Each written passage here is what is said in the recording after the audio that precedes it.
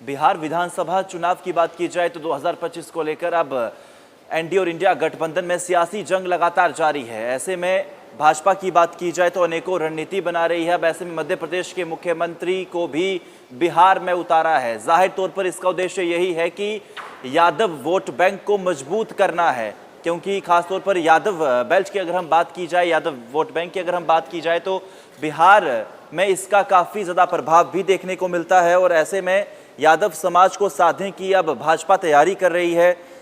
India गठबंधन और NDA के बीच सियासी तकरार लगातार जारी है। इसी कड़ी में भाजपा की ये नई रणनीति है। मध्य प्रदेश के मुख्यमंत्री डॉक्टर मोहन यादव को बिहार में उतारा है। ऐसे में इसका मुख्य लक्ष्य यादव वोट बैंक पर सीधी पकड़ बनाना है, लालू यादव की विरासत को चुनौती देना और एनडीए की पकड़ मजबूत करना है।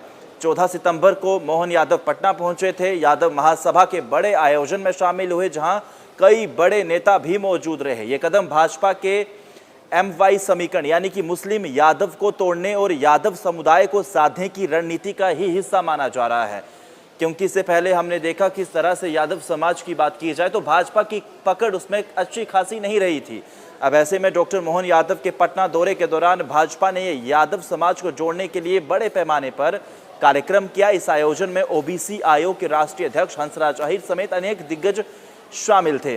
बिहार की ऐतिहासिक और सांस्कृतिक विरासत पर जोर अपने संबोधन में मोहन यादव ने बिहार की ऐतिहासिक और सांस्कृतिक विरासत को भाजपा के चुनावी एजेंडे से जोड़ा।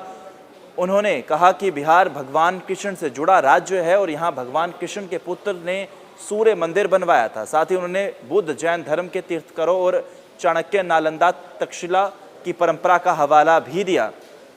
MY वोट बैंक पर भाजपा की नज़र है और अब ऐसे में अक्टूबर से नवंबर महीने में जिस तरीके से तारीखों का ऐलान और चुनाव भी होने हैं, तो अब बिहार विधानसभा चुनाव को लेकर एनडीए और इंडिया गठबंधन लगातार तैयारियां कर रहे हैं। हर दिन एक नया समीकरण दिखाई दे रहा है और अब देखना होगा कि जो यादव वोट बैंक को लेकर भाजपा के अंदर खाते जो चल रहा है, उसका उद्देश्य अब यही है या फिर कुछ और।